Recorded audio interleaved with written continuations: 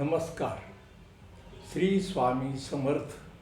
आपणा सर्व दर्शक श्रोत्यांचे यशवंत यूट्यूब चॅनलच्या वतीने आणि माझ्या सर्व टीमच्या वतीने आपले स्वागत करतो.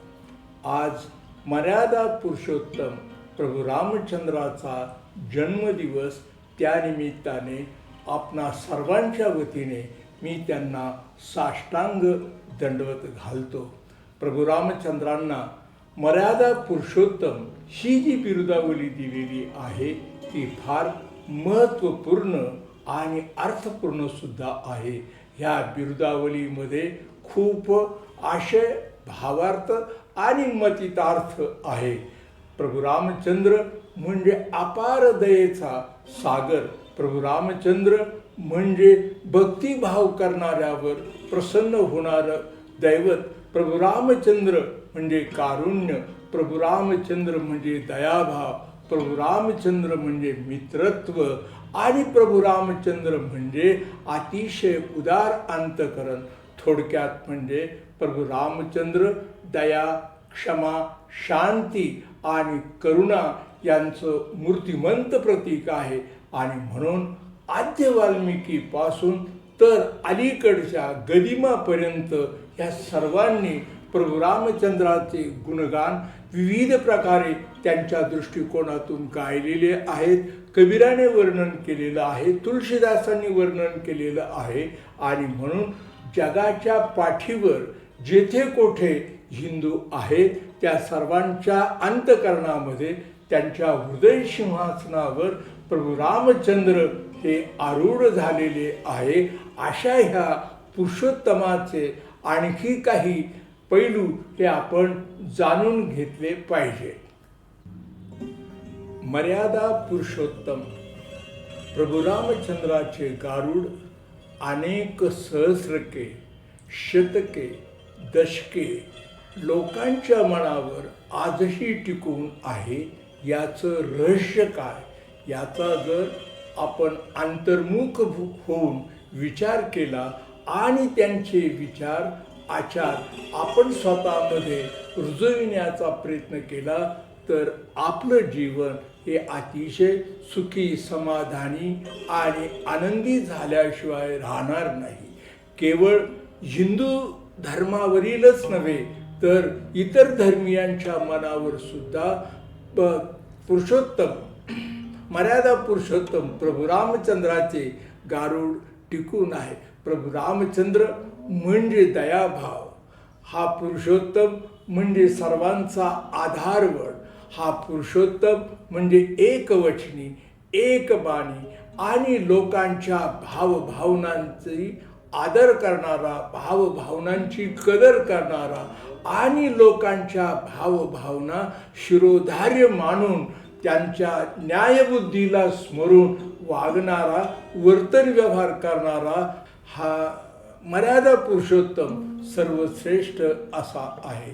आणि म्हणून प्रत्येकाने आपल्या स्वतःच्या आचार, विचार आणि वर्तन व्यवहारामध्ये आत्मचिंतन केलं तर निश्चितपणे कुठल्याही ठिकाणी जाण्याची, वणवण भटकण्याची, इकडे तिकडे ही भक्ती करू की ती भक्ती करू असे करण्याची वेळ ही मुळीच येणार नाही. प्रभू रामचंद्रांचं सबंध जीवनचरित्र जर आपण पाहिलं, अभ्यासलं, निरखलं आणि ऐकलं तर आपल्या लक्षात येईल की ह्या मर्यादा पुरुषोत्तमाने अवघ्या प्राणी मात्रावर कृपाछत्र धरलं. पशु पक्षी असो, वृक्ष वेली असो, काही असो, या सर्वांवर त्यांनी अतिशय पुत्रवत असं प्रेम केलं.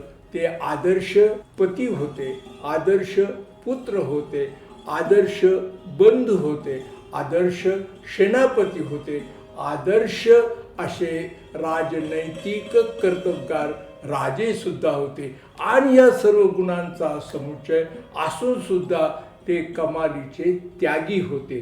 केवळ आपल्या मातेच्या वचनास्तव त्यांनी आपले सिंहासन काही क्षणातच सोडून दिले. त्याचप्रमाणे कुठल्याही प्रकारची अभिलाषा न धरता ज्या वेळेला ते अयोध्याला परतले त्यावेळेला खूप मोठा असा त्यांचा सत्कार करण्यात आला. याचं कारण असं की ती त्यागाची पूजा होती, ती त्यागाचा सत्कार होता. लोकांनी गुढ्या तोरणे उभारून प्रभू रामचंद्राचा जय जयकार केला. तुम्ही आणि आपण सर्व दर्शक श्रोते ज्या वेळेला ह्या मर्यादा पुरुषोत्तमाच्या जीवनचरित्राचा विचार करतो त्यावेळेला आपण क्षणभर ह्या मर्यादा पुरुषोत्तमाच्या जीवनचरित्राचा अभ्यास केला आणि ते गुण काही प्रमाणात का होईना आपल्या स्वतःमध्ये उतरविण्याचा प्रयत्न केला तर आत्ताच्या अतिशय गतिमान जीवनामध्ये यूज अँड थ्रो वापरा आणि फेकून द्या अशा ह्या काळात सुद्धा प्रभू रामचंद्राच्या जीवनचरित्राचा आपल्याला निश्चितपणे उपयोग होईल. केवळ आपण या मर्यादा पुरुषोत्तमाच्या जयंत्या पुण्यतिथ्या साजऱ्या करणे, मिरवणुका काढणे याच्याही पेक्षा त्यांचे गुण हे आपण स्वतःमध्ये, स्वतःच्या परिवारामध्ये, कुटुंबियामध्ये रुजविणे, वाढवणे, आणखी पल्लवित करणे हीच त्यांना खऱ्या अर्थाने श्रद्धांजली, हीच त्यांना खऱ्या अर्थाने नमस्कार, हाच खऱ्या अर्थाने त्यांच्यासाठी साष्टांग दंडवत ठरेल. अन्यथा तो केवळ आपला बाह्य उपचार ठरेल. ह्या मर्यादा पुरुषोत्तमाचं सांगणं असं आहे की तुम्ही आंतरबाह्य सुधारा. आणि म्हणून सुधीर फडके सुद्धा गदिमांनी गायलेल्या त्या गायनामध्ये ते सांगतात की प्रत्येकाने मुखी राम धरावा, राम प्रहरी, राम चिंतावा, राम सदैव आचरणात आणावा. म्हणजे काय की ह्या मर्यादा पुरुषोत्तमामध्ये संसार कसा करावा, प्रपंच कसा नेटका सावरावा, त्याचप्रमाणे आपल्या सर्व कुटुंबियामध्ये कसं वावरावं, कसा त्यांच्याशी वर्तन व्यवहार करावा इत्यादी खूप विविध पैलूवर त्यांनी मार्गदर्शन त्यांच्या काव्याद्वारे केलेलं आहे. ते आपण आचरणात आणणे हाच खऱ्या अर्थाने प्रभू रामचंद्राच्या ही नवमी साजरी करण्याचा अर्थ ठरेल असं मला वाटतं. पुनश्च एकदा आपल्या सर्व दर्शक श्रोत्यांना ह्या रामनवमीच्या ह्या मर्यादा पुरुषोत्तमाच्या स्मरणाच्या निमित्ताने आपणास साष्टांग नमस्कार करतो आणि थांबतो. श्री स्वामी समर्थ.